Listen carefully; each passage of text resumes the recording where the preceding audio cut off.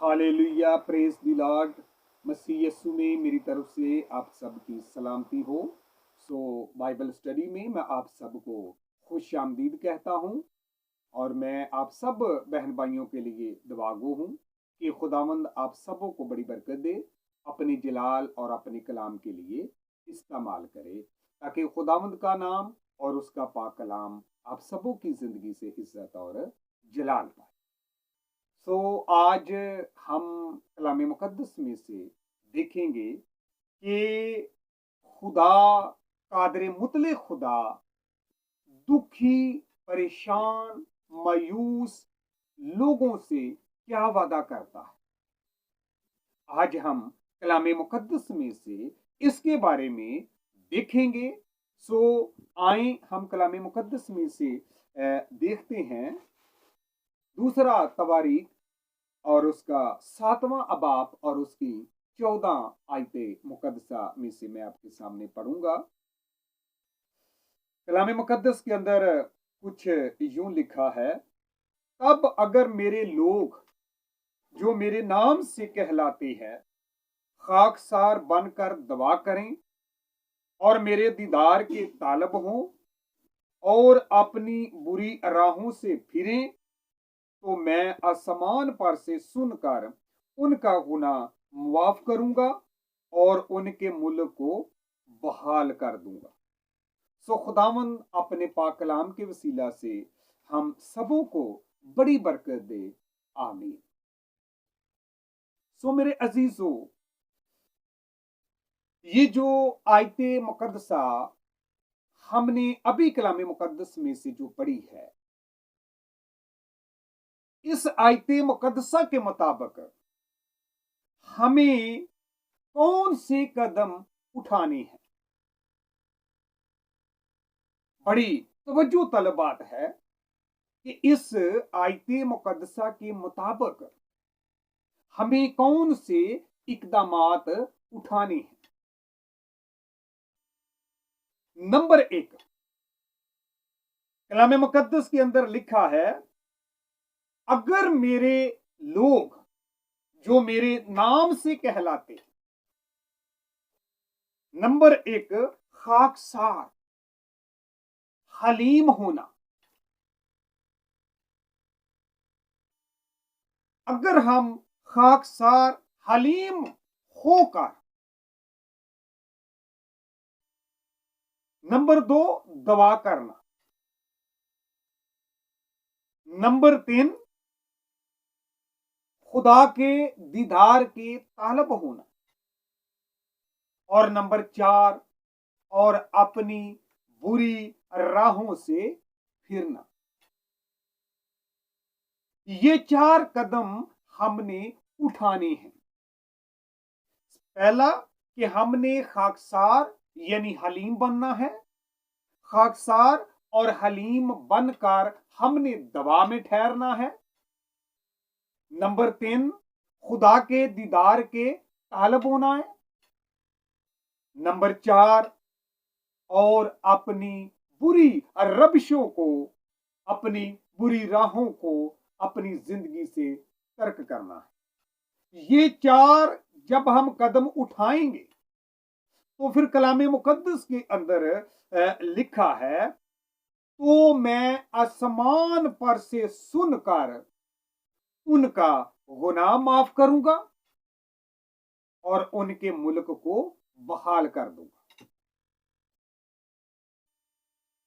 जहां मेरे अजीजों, मेरे दिल के अंदर खुदा एक बात डाल रहा है, जहां खुदा मेरे दिल के अंदर ये बात डाल रहा है कि हम यूना नबी की बाबत देखें कि खुदा ने मुकद्दस यूना पर अपने कलाम को नाज़िल किया। कलाम क्या था कि उठ, बड़े शहर नैनवे को जा, क्योंकि उन लोगों की बदकरदारी, उनके गुनाह जो थे वो बहुत ज्यादा हो चुके थे। उनकी रविशें, उनकी ख्यालात, उनकी सोचें जो थी वो खराब हो चुकी थी। उनकी जिंदगी में गुनाह चल रहा था और खुदा ने उस शहर को तबाह करने का फैसला किया। और खुदा ने यूना से कहा कि उठ और बड़े शहर नैनवे को जा और जाकर उन लोगों को आगाह कर, उन लोगों को बता कि तुम्हारे गुनाहों की वजह से, तुम्हारी गलत रविशों की वजह से, गलत ख्यालातों की वजह से नैनवे तबाह हो जाएगा। ठीक 40 रोज के बाद नैनवे तबाह हो जाएगा। और कलामे मुकद्दस के अंदर लिखा है कि जब यूना ने उन लोगों को खुदा का पैगाम सुनाया तो वो सब लोग बादशाह से लेकर फकीर तक और फकीर से लेकर बादशाह तक, बड़े से लेकर छोटे तक और छोटे से लेकर बड़ों तक, सब ने रोजा रखा।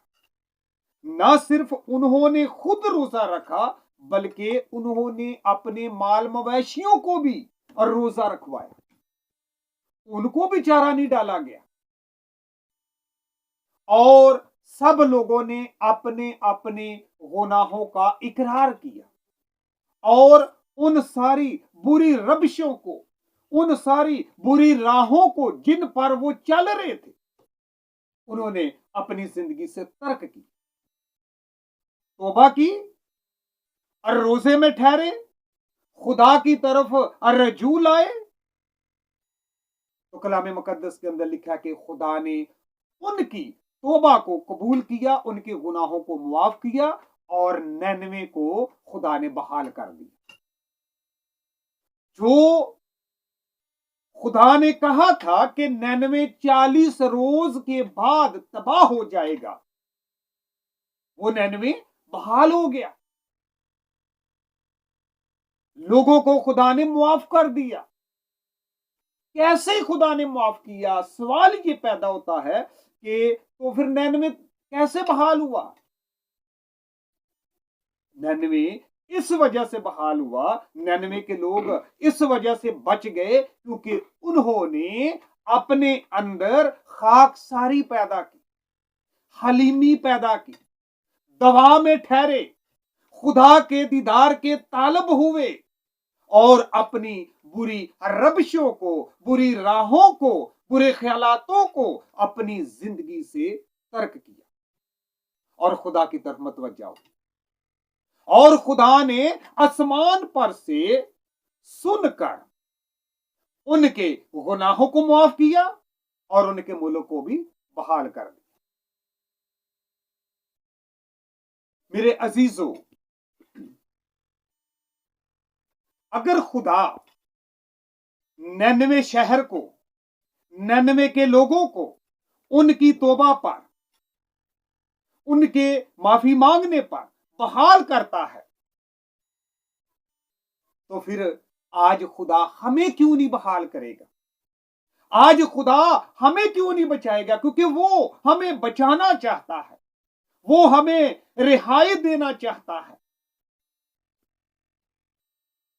उसके लिए जरूरी है कि हम भी नैनवे के लोगों की तरह ये 4 कदम उठाएं। पहला क्या है? खाकसार बने। दूसरा क्या है? दवा में ठहरे। तीसरा क्या है? खुदा के दीदार के तालब हों।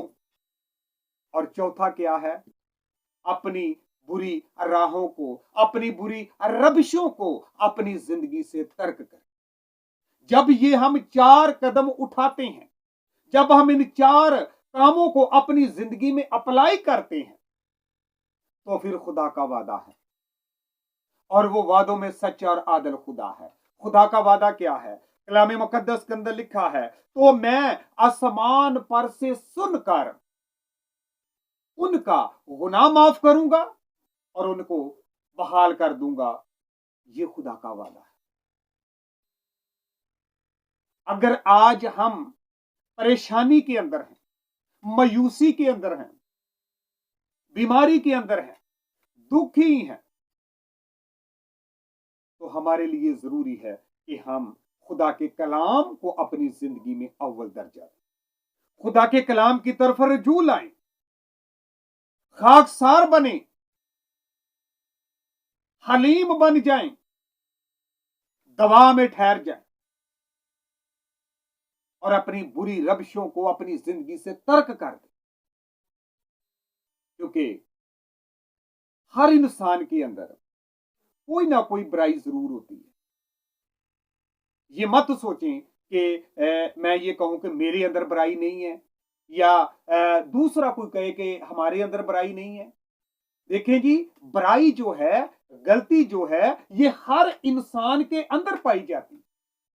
किसी के अंदर किसी तरह की बुराई है, किसी के अंदर किसी तरह की बुराई है, और हर इंसान अपनी उस बुराई को जानता है। जिस तरह फॉर एग्जाम्पल मैं जानता हूं कि मेरे अंदर कौन सी बुराई पाई जाती है, आप जानते हैं कि आपके अंदर कौन सी बुराई पाई जाती है। इसी तरह दूसरे सब लोग जो हैं वो भी जानते हैं कि उनके अंदर कौन सी बुराई पाई जाती है। सबके अंदर कोई ना कोई बुराई, कोई ना कोई गलती, गुनाह पाया जाता है, क्योंकि कलाम मुकद्दस के अंदर लिखा है कि सब ने गुनाह किया और सब खुदा के जलाल से महरूम हो गए। हमारे अंदर गुनाह पाया जाता है, हमारे अंदर गलतियां पाई जाती हैं, हम अक्सर बातों बातों में खताएं करते हैं, हम ज़हनी और सोची ख्यालों के अंदर भी गुनाह करते हैं, सोचों के अंदर भी गुनाह करते हैं। और फिर हम ये बात कहें कि हमारे अंदर तो बुराई कोई नहीं है, तो ये गलत बात है, क्योंकि बुराइयां हमारे अंदर पाई जाती हैं। तो आज हमने उन बुराइयों को अपनी जिंदगी से तर्क करना है, खाकसार बन के दवा में ठहरना है। और खुदा का वादा है कि जब हम इस अमल को अपनी जिंदगी में अप्लाई करेंगे तो फिर वो हमें मुआफ करेगा, हमें बहाल करेगा, हमारी हर तरह की मुश्किल को, हमारी हर तरह की परेशानी को खत्म करेगा। उसका वादा है और वो वादों में सच्चा और आदल खुदा है। इसलिए मेरे अजीजों, आओ आज सारे मिल के ते असी अपनी जिंदगियां ते गौर करिए, असी अपने आप नू जांचिए, असी अपना मुवाजना कलामे मुकद्दस दे नाल करिए कि आया कि कलामे मुकद्दस दे विच जो कुछ लिखिया है, आया कि साडी जिंदगी ओदे मुताबिक चल रही है, असी अपनी जिंदगी ओदे मुताबिक गुजार रहे हैं कि जो कलामे मुकद्दस दे विच खुदावंद साडी जिंदगी चो तवक्को करदा है या तकाजा रखदा है, आया कि असी खुदा दी उस तवक्को ते पूरा उतर रहे हैं। अज असी इस चीज उत्ते गौर करिए और अगर असी अपनी मुश्किलों चो, मुसीबतों चो, परेशानियों चो, दुखों चो रिहाई पाना चाहते हैं, खलासी पाना चाहते हैं, खुदा कोलों मुआफी हासिल करना चाहते हैं, तो फिर 99 दे लोगों की तरह अज असी अपने आप को खाकसार बनाइए, असी अरोसे च ठहरिए, असी दवा च ठहरिए और असी अपनी बुरियां रविशां नूं अपनी जिंदगी दे विचों तर्क करिए और खुदा दे दीदार दे तालब होइए। और खुदा दा वादा है कि मैं माफ कर दवांगा, मैं तेनू बहाल कर दवांगा। जिस तरह वो 99 दे लोगां नू और 99 शहर नू खुदा ने बहाल किया, ओदे ते अजाब खुदा ने नहीं नाजिल किया। क्यों? कि उन्होंने तोबा कर ली सी, वो खुदा वाल रजू लाए सी, खुदा ने उन्हें बहाल कर दिता। इसी तरह ही अज खुदा सानू भी बहाल करना चाहता है, अज खुदा सानू भी सरफराज और सरबुलंद करना चाहता है, बशर्ते कि असी अपनी अंदर ये 4 कदम जेड़े ने उन्होंने अप्लाई करिए, ते खुदा सानू बहाल करेगा, खुदा सानू तंदुरुस्ती देगा, खुदा सानू हर तरह की नेमत दे नाल मालामाल करेगा और खुदा साडे गुनाहां नू भी माफ करेगा। सो खुदावन अपने पाक कलाम के वसीला से हम सबों को बड़ी बरकत दे। आमीन।